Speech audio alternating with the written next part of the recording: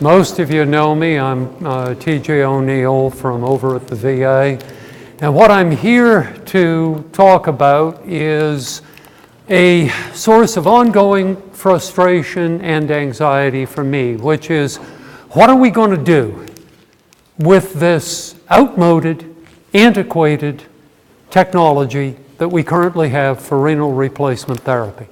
And so what I thought I'd do for a DMEC was to look into the problems with the current and a review of some possible futures for renal replacement therapy that you gals and guys will probably see, at least in their early phases during your careers.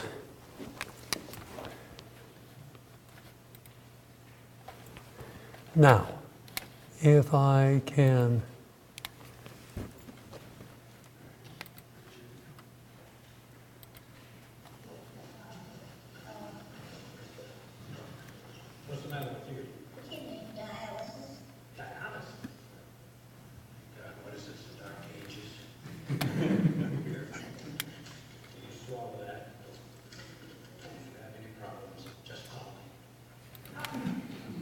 Well, for those of you who are Star Trek fans, you'll remember that was Bones exiled from his medical bay on the Enterprise in the 24th century, coming back to try to rescue a fellow crewman from what we call modern medicine.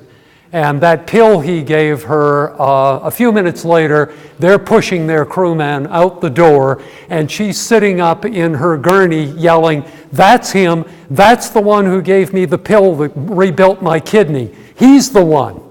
Okay? We're not there yet. And the reason why has to do with both economics and history. But the reality is that 95% of U.S. patients right now are receiving renal replacement therapy as in-center hemodialysis. Less than 5% are on peritoneal, and about 2% are on home hemodialysis. And the number of transplants is not increasing for a number of reasons.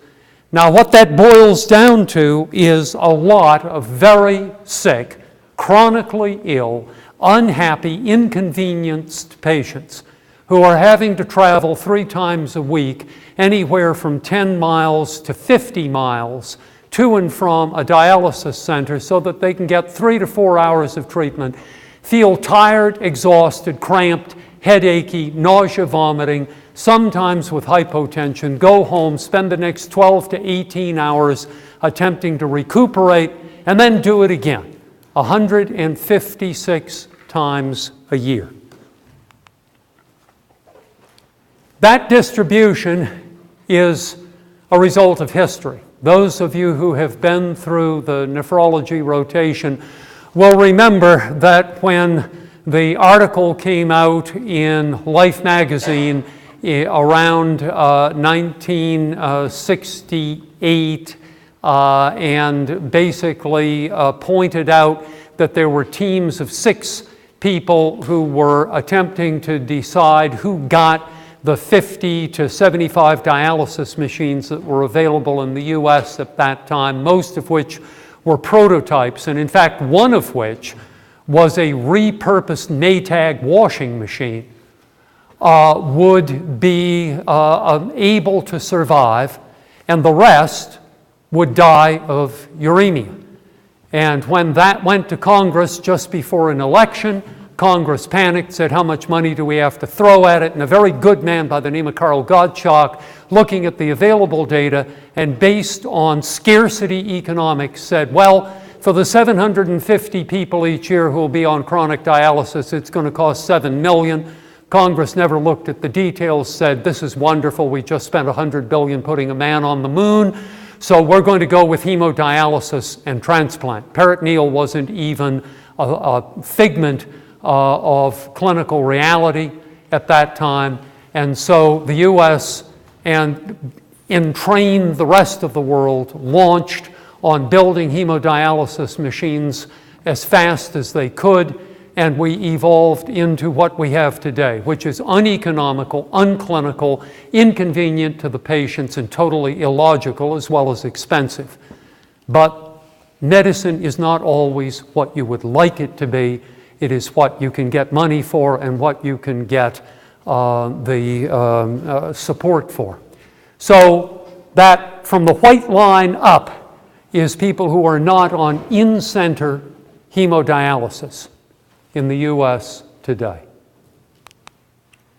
Now, a very good future fiction writer said this, and indeed, to a person who's dying in uremia, this inefficient, inconvenient technology that's been being developed for over 100 years does indeed look like magic, because it is a pathway to survival, however uncomfortable that survival is. Going back to 1861, when the concept of dialysis was first elucidated, and the idea that solutes move through a semi-permeable membrane at a rate and in a direction that is from their higher concentration to their lower concentration.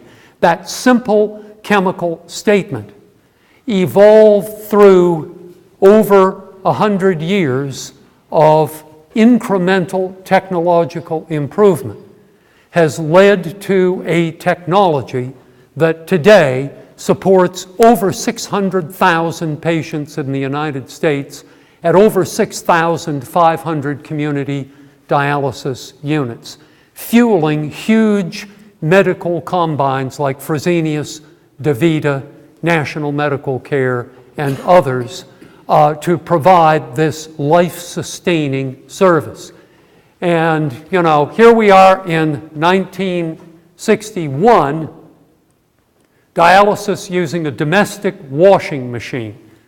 I have a T-shirt at home that has a Maytag on it that I had made a number of years ago, you know, to remind me that we have evolved a great ways from 1961.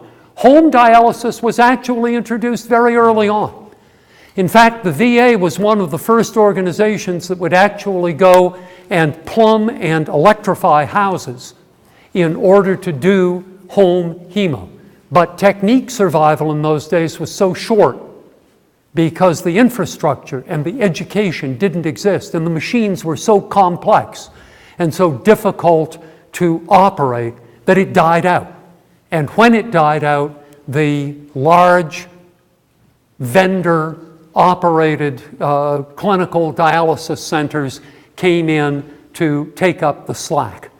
And as things developed further, another major milestone after the development of the first Sheldon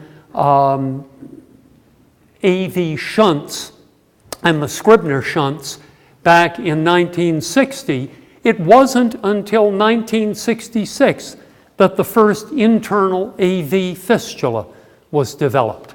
You know, that's not that long ago for us to be talking about no AV fistulas. And you know, when I was in my fellowship, I spent a lot of my time with a Fogarty catheter clearing out silastic Scribner shunts from people's wrists.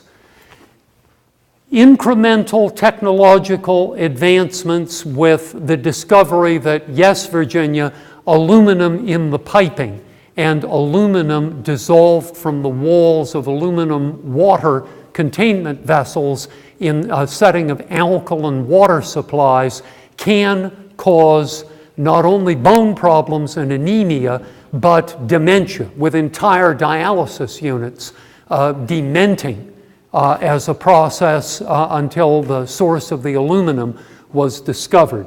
1972.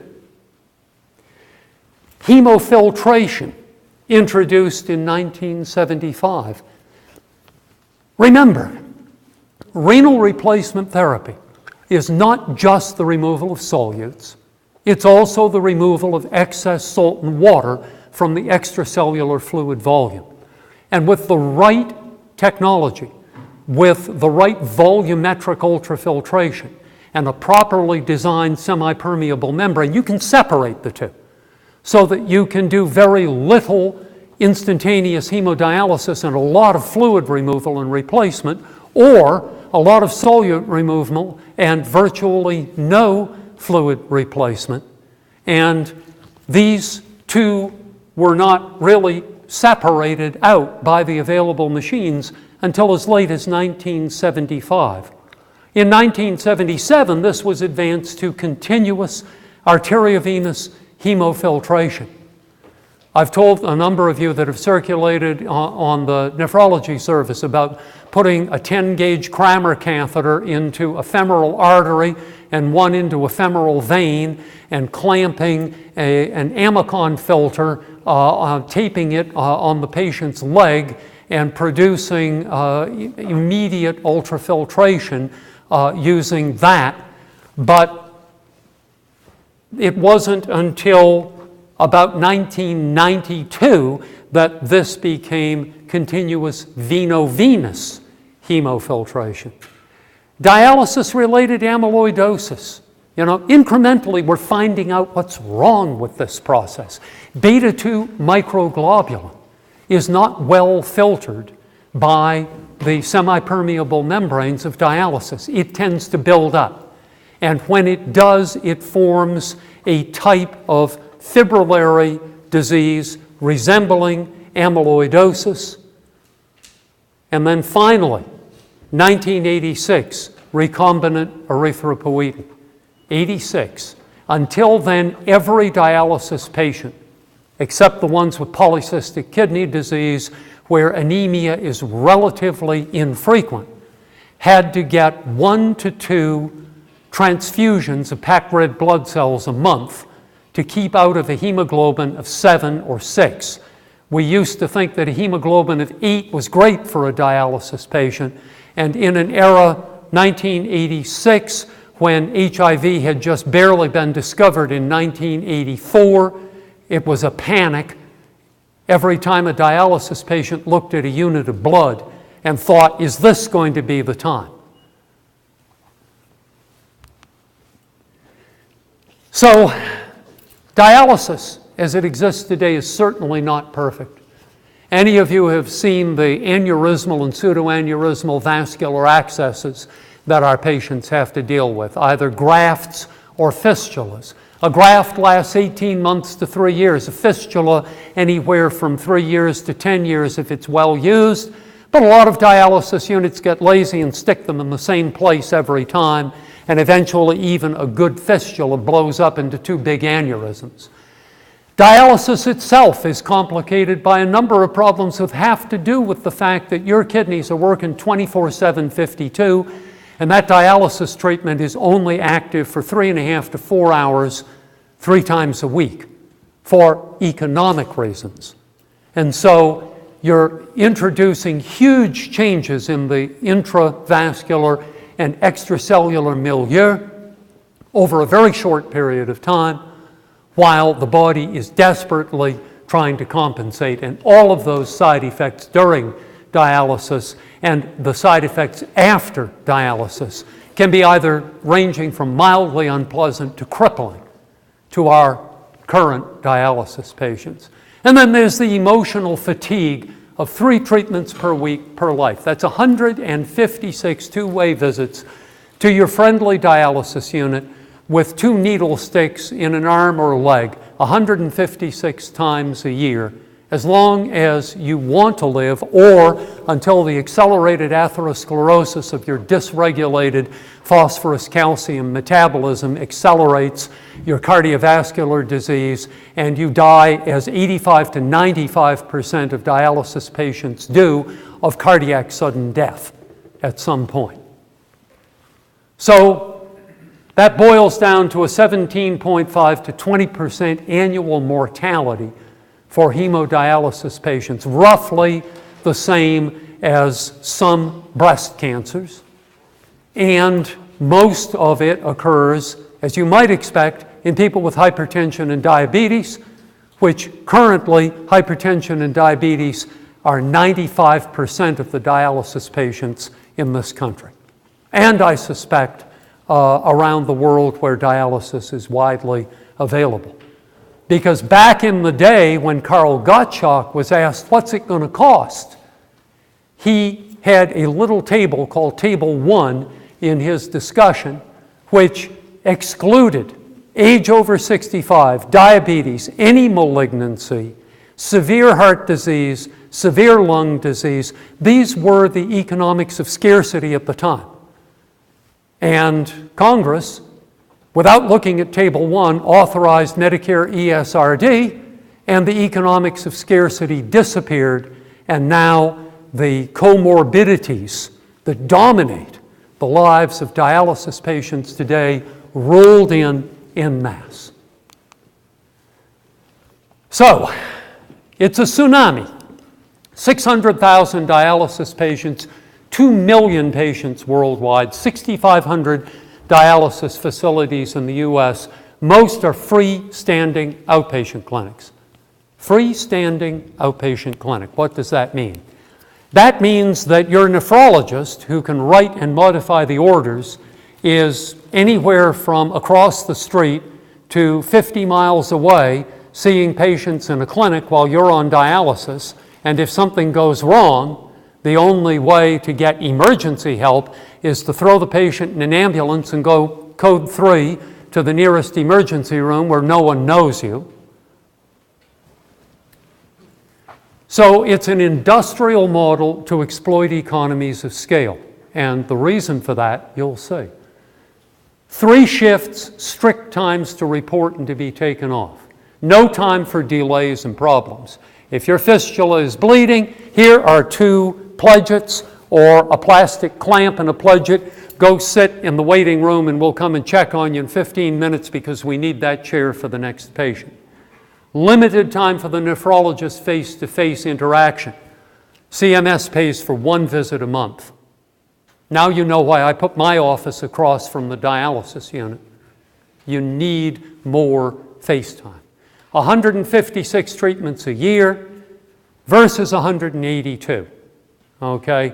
That question came up. Again, this is old hat to those of you who rotated nephrology, but at a meeting that I was at one year, a guy raises his hand when there's a panel of a guy from Fresenius, a guy from DaVita, a guy from CMS, Medicare, ESRD, and he says, excuse me, we are having a huge number of patients dying of cardiovascular disease on dialysis. We know that more frequent, longer dialysis reduces the amount of hypertension medication needed. People who dialyze 3 times a week overnight in France, 50% of the erythropoietin, 25% or none of the antihypertensives, much fewer side effects. Again, 36 hours of dialysis a week as opposed to 12 hours of dialysis a week. He says, look, why can't we go Monday, Wednesday, Friday, Sunday, Tuesday, Thursday, Saturday? Guy from CMS sits there, listens politely, lets him finish his tirade, and says, okay, let's do the math. How many dialysis treatments a year is Monday, Wednesday, Friday, Tuesday, Thursday, Saturday? 156. How many is every other day? 182, 183? Fair enough. Who's going to pay for the difference? Moment of silence. Okay. So, as a result of this, most patients die, when they die, of cardiac sudden death on the long day interval. You're due for dialysis on Monday, you die Sunday night. You're due on dialysis Tuesday morning, you die Monday night. It's the facts. This is the available technology. And it's a whole load of dollars. Okay?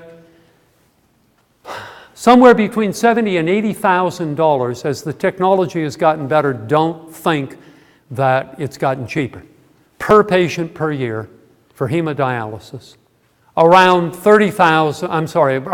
60,000, 2009 figures, probably more now, for PD, and after the first year, about 30,000 for transplant.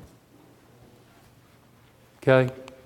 So the result of this was in 2009 a $45 billion a year cost for ESRD dialysis therapy in the US alone. And that's with only 600,000 out of 2 million people. So you can just project roughly what the worldwide costs are, plus the cost of people not being able to work. Only 15% of patients on hemodialysis can work at least half-time. About 40% of people on PD can work at least half-time. And then the associated family costs, the spouse not able to work, the nursing care, etc. And 8% roughly of dialysis patients discontinue dialysis and go palliative each year. I've had 2 in the last month who have said, TJ, juice not worth squeeze. I'm dying of something else. This has me miserable. I want to quit. I respect that. And after several fistula revisions and stentings, especially out of dialysis units where they stick the same place every time because it's easy, some patients elect to stay with a catheter. And I've got a guy now dying of endocarditis, and it's possibly catheter related. They get coated within the first 72 hours with a fibrin sheath, and it's like a bacteria magnet. It just sucks up any systemic bacteremia. They sit on that catheter and shed right down into the right atrial orifice. Well, there's nothing quite like a new kidney. And in fact, with our current technology, a transplant is your best bet. It's only one kidney. So you're instantaneously only getting a half complement of nephrons. So you better be really careful with them. Of course, you're taking cyclosporin, which is a nephrotoxin, or tacrolimus, which is a nephrotoxin, or sirolimus, which may be associated with an increased risk of diabetes, which has its own complications. You're probably hypertensive. You may be overweight from the steroids given for your glomerulonephritis or from your diabetes type 2. So transplant, however, it is like a new lease on life. You know, people come in to your clinic and you see them smiling for the first time in 5 years. And they say, Doc, this is wonderful. I only have to come in and see you once a month. And I don't have to go in 3 times a week for the rest of my life to be dialyzed. So why aren't we doing more? The need is going up. Right now, you know, here we were back in 2009, and there were roughly 20,000 patients that were waiting for kidney transplants. Well, it's 2015, and now there are close to 100,000, somewhere between 80,000 and 100,000. And the reason is, as I said, diabetes and hypertension are the most common reasons why people go into dialysis or transplant requiring renal failure. Well, it's no surprise that diabetes and hypertension linked by obesity are not just diseases of genetic predisposition. They're also diseases of the environment you live in. And if you walk around in the Johnson City Mall, you're going to see kids that are as big as their parents, and there are now type 2 diabetics at age 12. So what's happened basically is that instead of going up dramatically with all of the emphasis on people carrying donor cards, 25% of kidney transplants are going in the bucket because when they're looked at, they've already got protein, they've already got glomerular damage. The individual, whether it's the living related who can't donate because they've already got renal damage, or the deceased donor whose kidney has damage, the numbers are flat. And actually, what appeared to be a small uptick in 2009 is flattened out. so the number of people needing it is going up. Now, home dialysis is, of the available technologies, one of the possible futures. It's a future that's being pushed very hard right now. Home dialysis is much cheaper, and people really do get used to putting 2 15-gauge coring needles in their fistula 4, 5, 6 times a week when they see how much better they feel dialyzing 3 hours, 6 days a week. I love that this picture is one of the vendors of the next stage machine, who, needless to say, it's somewhat idealized. The reality is much more mundane. It's also pretty scary for the patients. This individual is on home peritoneal, cycling at night, nightly, 12 hours, very good technique if you can maintain asepsis and technique survival. Technique survival in most hands now is about 5 years because of repeated episodes of peritonitis, even mild peritonitis, and also there's an inherent irritation of the peritoneum by the dialysis fluid. The dextrose-containing dialysis fluid sets off TGF-beta, which is a hormone, a cytokine that turns normal mesothelial cells into collagen-secreting fibroblasts. It's the same substance that's secreted into the interstitium of the kidney by the renal tubules in cases of proteinuria, more than about 1/2 to 3/4 of a gram per day. And it results in the same thing in the peritoneum as it does in the kidney. Peritoneal fibrosis, decreased efficiency of dialysis, and eventual loss of technique. Home hemodialysis, again, this is a next stage machine. They seem to be pushing the most efficient small machines out into the home environment.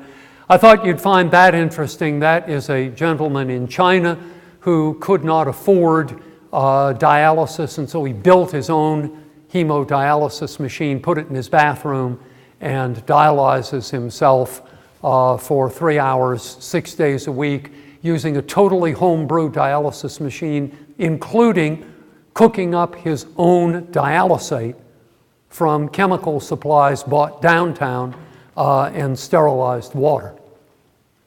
However you do it, it is more easily tolerated with less antihypertensives, less erythropoietin, and less tiredness and weakness, and improved protein catabolic state than in-center 3 times a week, 4 hours, bang, you're gone dialysis. Peritoneal dialysis is similarly gentle on the system.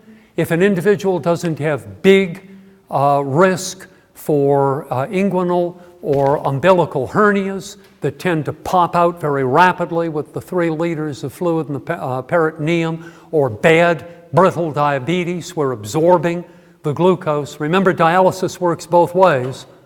The BUN and creatinine and the other small molecular weight, non-enzymatically carbamylated waste products go out into the PD fluid and are removed, but the dextrose or dextrose-like osmotic substance that's in the PD fluid gets in and gets metabolized. So, as Bones said, what are we? In the Dark Ages? Well, yeah, to a certain degree we are. And so a lot of people have been looking frantically for another solution. Now, when you get an individual in the ICU who's got acute, severe tubular injury, we all know that if you can hold the line, keep them from fluid overloading, medically treat the hyperkalemia and the acidosis, and cross your fingers hard. Somewhere between 10 and 20 days, you are allowing that the patient started with about 1.5 centimeters of renal cortex or more, is less than 70 years of age, and wasn't already severely nephrotic, that individual is likely to bring back sufficient GFR to be able to survive off dialysis. Well, why is that? Well, the tubular cells must be able to regenerate. So starting at the tubular end, people have been looking for means of regenerating tubular cells faster. The reason is that when you have that acute injury, ischemic or toxic, what do those cells do? They round up, they get unhappy, they detach from the basement membrane of the tubule, they apoptose, and either whole or in fragments fall into the urine and are carried out. And that leaves a few surviving resistant tubular cells and big gaps in the tubular basement membrane that serve as an open portal for the filtered urine to be sucked back into the renal interstitium by the sodium and urea generated osmotic gradient. So there's a short period of time where even if the glomeruli have survived and are filtering normally, the gaps in the tubular basement membrane allow reabsorption of that ultrafiltrate, and the effective GFR can be 0, and the patient can be anuric. If you could get those tubular cells, if you could identify which tubular cells are the ones with regenerative potential and stimulate them, you could shorten the period of time of acute renal injury. And in fact, Yuval and his group looked at which lineages of cells are actually the multi-potential regenerative cells in the tubule, and they identified them. And within a few micrometers of each area of injury, these cells are scattered randomly throughout the tubule. And as soon as there are gaps in the basement membrane and acute injury, something sets these off, and they begin reduplicating, and they begin to cover the tubular basement membrane with new epithelium.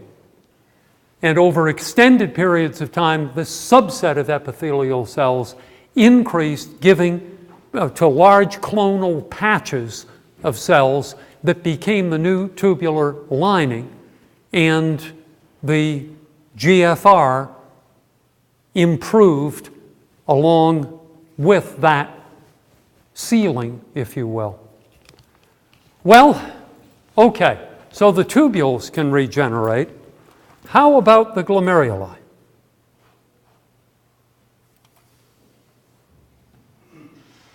And let's just, you can't go on YouTube without advertisements, and so we'll just have to sit here and endure Smokey hugging the guy for a few seconds until this disappears. There we go.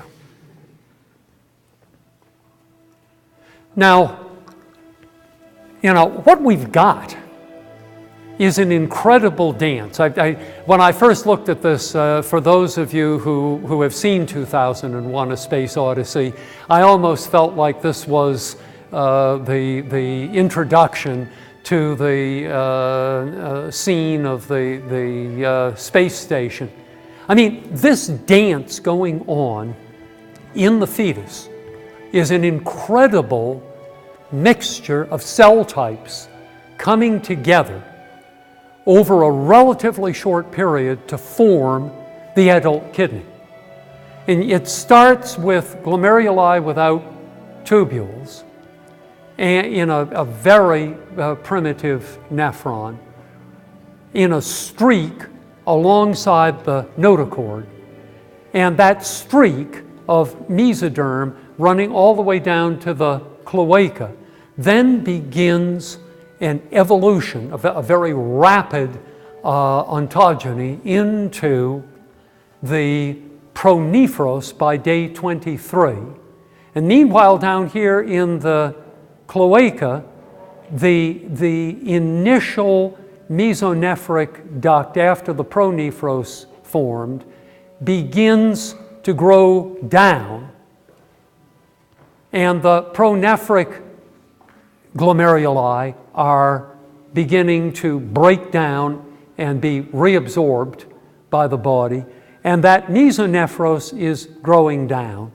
And by day 26, you've essentially got a fully formed mesonephros with degenerating pronephros, and now you begin to see an outpouching from the cloaca that begins to come up with a totally different type of epithelial cell and interdigitate with the developing mesonephros, so that as these develop and as this metanephric mesenchyme is sitting there with blood vessels beginning to grow into it, this outpouching of the cloaca is dividing and subdividing and subdividing, still not forming a functional filtration organ until the final divisions of these collecting ducts have grown up from below and joined up with the cells that will become the glomeruli. And you see this involution, the formation of blood vessels, and as these blood vessels begin to form, they then grow into that invagination and become the glomerular capillary tufts. And these cells on the outside then become the podocytes. Now, I will offer, and then at the last, the more mature kidneys that started up fairly north in the body begin to move down to their final locations. I'm going to stop this at this point after we see. Okay, so we're at 9 weeks, and we've essentially got the formation of kidneys that are justify the use of the term. So, given that kind of a dance and that complexity, we've seen the cardiologists showing us cell-printed hearts that beat. We've seen some early printed livers. We've seen some organs like the trachea grown on a collagenous substrate. I think it's going to be a bit more difficult to build something that grew from that kind of a complicated dance. It's possible, okay? But after looking at bone marrow cells, after looking at juxtaglomerular apparatus cells and trying to see what their regenerative potential was to create a whole new kidney, they've basically run into some really severe limiting factors. I think the bottom line there, it's presently unclear how these cells would cross the parietal and or glomerular basement membrane to become functioning.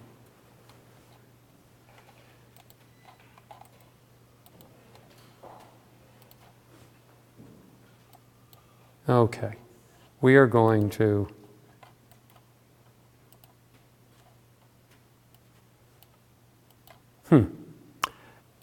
there we go.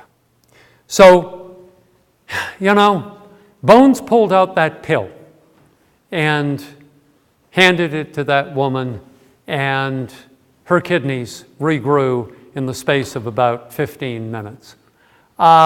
from two different perspectives, getting from a damaged, ischemic, fibrotic, non-functioning kidney or uncommitted mesenchyme somewhere in a 60 or 70-year-old adult's body, if you can find any of that still, even in the bone marrow, working to produce this is, through this mechanism, is going to be, at this point in time at least, severely limiting. And even at the individual glomerular level, the presence of albumin alone in the glomerulus right now, by binding retinoic acid, appears to be the critical factor resulting in epithelial cell, podocyte, regeneration blockade. Because it turns out that that cloacal outgrowth that invaginates and the blood vessels grow into during ontogeny is formed, at least at the most distal end, by these cells of Bowman's capsule that have the genetic potential to transform into epithelial podocytes. And in cases of limited damage to the glomerulus, that appears to be what happens. But if there's too much, more than a critical value of albumin present out in the glomerular space, and albumin is the smallest of the protein classes that is effusively put into Bowman's space, once it binds retinoic acid, the whole process falls apart. So you'd have to remove the albumin from the damaged glomeruli, which is going to be quite a trick, in order for the potential for regeneration of these podocytes to occur in the first place.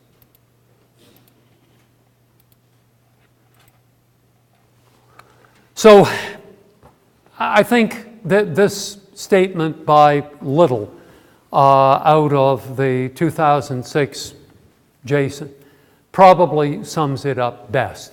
The final major obstacle is the degree of damage present, and it's unlikely that any organ-based repair process will overcome that damage.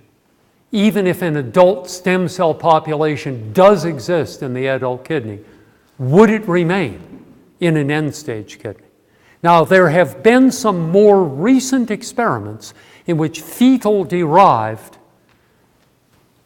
metanephric cells have been injected under the capsule in the kidneys, and something resembling glomeruli has evolved out of that. So, that there is at least a hope that, since this very sobering statement in 2006, that there might be at least some potential, but it will have to come not from the individual, but from pluripotent, or certainly very dedifferentiated cells at the metanephric level that would be able to produce glomeruli. And then how many glomeruli do you need to survive? Probably, you start with 2 million. And through autoregulation, you can survive, very well on half that. You probably need 25 to 50,000 functioning glomeruli that are operating at the top end of their autoregulation range in order to be able to generate barely enough GFR to be able to survive off dialysis. And doing that with fetal cells, even allowing for the political and ethical ramifications, is going to be quite a challenge. I'm sure there are people working on it. So we've paged Bones, and while we're waiting for him to return the page, what do we do? Obviously we continue to try to transplant. because transplant kidneys are available, but their availability is going down pari passu with the development of the very diseases that lead to ESRD in the first place. We continue to look for an answer to renal regeneration. That may be 50 to 75 years in the future, around the end of your careers, minus a major breakthrough. Totally unsuspected, oh my God, why didn't we think of that? We're probably not going to have renal regeneration. We have, as internists, to develop an ethic of trying to promote in society and advocate in our individual patients for those things that will lead to less rapid development of ESRD. And I'm talking obesity, diabetes, hypertension, all linked pretty much by BMI. But in the nearer term, with all of that misery and money being spent on ESRD, what other technical or technological possibilities are available? Well, let's go back just for a moment to the two types of hemodialysis that are available. Okay, we've got what's called single pass or sorbent regenerative. Now, I'm probably the only one in the room that has worked with or around a sorbent regenerative dialyzer, because that technology went out of use after the period of the first Gulf War, when it was developed intensively for the availability of dialysis in environments of very low availability of water, pure water. Mostly what we do today is single pass dialysis, where you take whatever comes out of the tap, strain the rocks and fish out of it, put it through a process that removes the electrolytes, the nitrosamines, the aluminum, the toxins, mix it with a dialysate that consists of a bicarbonate concentrate and an acid concentrate, run it through a bunch of conductivity and temperature tests, flush it through the dialyzer at twice the rate that the blood is being put through it, and dump it in the drain. Okay, 800 to 1,000 mils a minute for 240 minutes, 156 times a year. That is a lot of water. And if you're in an environment where there isn't a lot of water, what do? Well, you use what's called sorbent dialysis, which consists of a big bag of dialysate that you mix up, 6 to 10 liters in a big bag in the bottom. You run it through a pump, you run it through the dialyzer, and then you put it through what's called a sorbent cartridge. And when the sorbent cartridge has removed what we know of the uremic waste, and that's a whole separate frustrating lecture about how little we know about what the real uremic toxin is, and return that regenerated dialysate to the bag, and you keep going until the sorbent cartridge has run out. And what is that sorbent cartridge? It's kind of neat. You take the used dialysate, you pump it through activated carbon, all of this, of course, rigorously sterilized, that pulls out this stuff. You then run it through a layer of bacterial urease that's bound to a frit, and that bacterial urease doesn't do anything but convert urea into bicarbonate and water. You run it through a zirconium phosphate layer that does this, absorbs these things. Then you run it through zirconium oxide and zirconium carbonate that take the bicarbonate water, produce more bicarb, bind the phosphate, fluoride, and heavy metals, and back it goes to the dialysate bag. And this is good for about 2 to 3 hours out of a 4 to 6 hour dialysis. This was used extensively on the Mercy and some of the other hospital ships that were out in the Gulf, and it worked, Where it didn't work was for shock trauma rhabdomyolysis, where the potassium load that was produced by the dying muscle was so great that the cartridge is overloaded in a very short period of time. Two things I want you to remember: the cartridge and the zirconium at the top end of it, because that will come in useful later on. Well, that 1980s technology transitioned to this, which is about this size, and when properly configured, can be a sterilely plug in, remove, throw away, plug in a new one type of cartridge that is small enough to be worn. And this one particular zealot who is working on this, it's clunky right now, okay?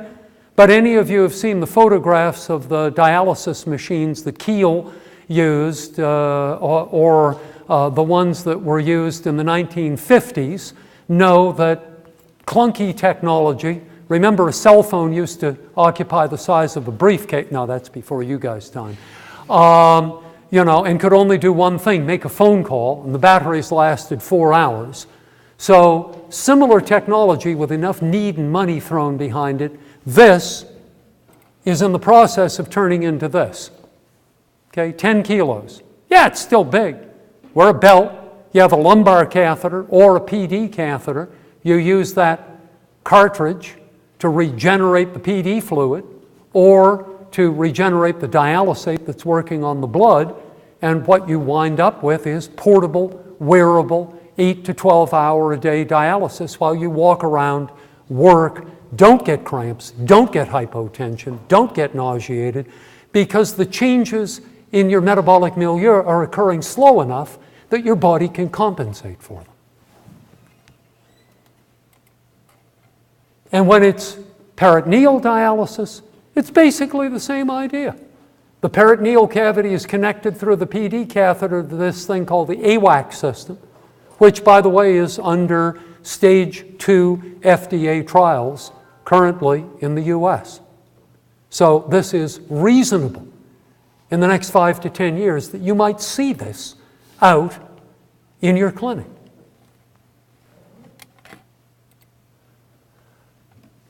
There was a project that was being run through Vanderbilt and UCSF that failed. And they attempted to take renal epithelial cells and grow them on the inside surface of a conventional dialysis module to see if they would enhance the metabolism of dialysis. It was called the bio-IRAD. And as with many technologies, when it was first described in the literature, it looked great. And then they did sham comparison with a regular dialysis canister and a bio-IRAD that had these fetal renal tubular cells grown on the inside, and the results were the same. So that project fell apart. But let's see if I can, yes.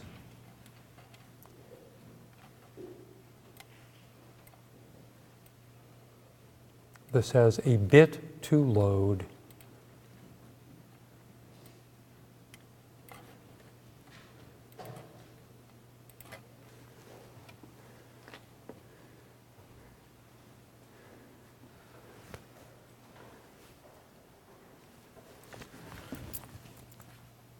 Can we turn the volume up? Let's see. There. Or better, if you can get one, kidney transplant. Unfortunately, less than 10% of the people that need a kidney transplant can get one. They just not enough organs available. I'm Shimon Lloyd. I'm an associate professor in the Department of Bioengineering and Therapeutic Sciences. This is our lab, and we're working on an implantable bioartificial kidney. Free the patient Implantable. versus dialysis, provide them improved quality of life, and hopefully, if we do this right, okay, we'll actually have something that's going to cost less than the current therapies today. Now we know that the technology to get there exists, which is the infrastructure that California has become famous for. and we're applying it in a way that's not been applied before for medicine. I try to communicate the excitement that we're taking semi-clinical technology and applying it to medicine in an unprecedented way.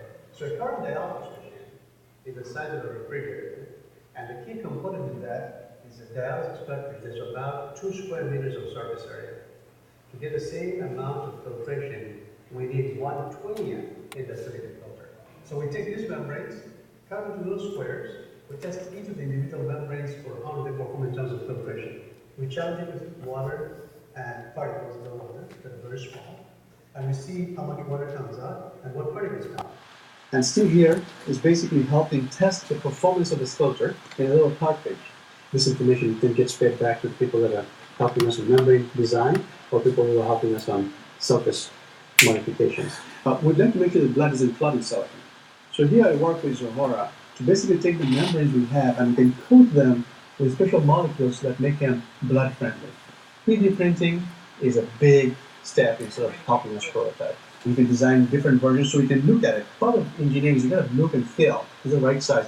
Can the surgeon implant that? We're testing and optimizing each of those components individually to make them as best as they can be, and then eventually bring them together.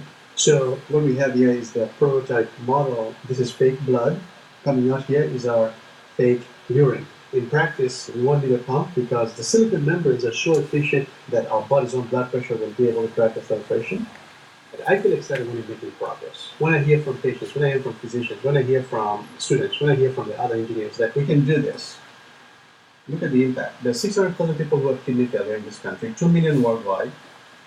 Less than 20,000 transplants are performed every year. And on the waiting list today, which is the sickest of the sick, there are almost 100,000 people. If we can deliver on this, we can provide an alternative therapy and a treatment option that doesn't exist today for the vast majority of people who are now forced to rely on dialysis.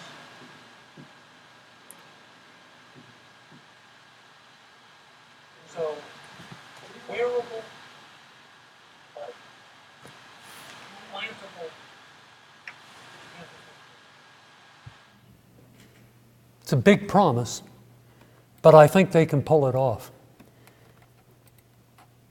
Now, this has already had some practical fallout.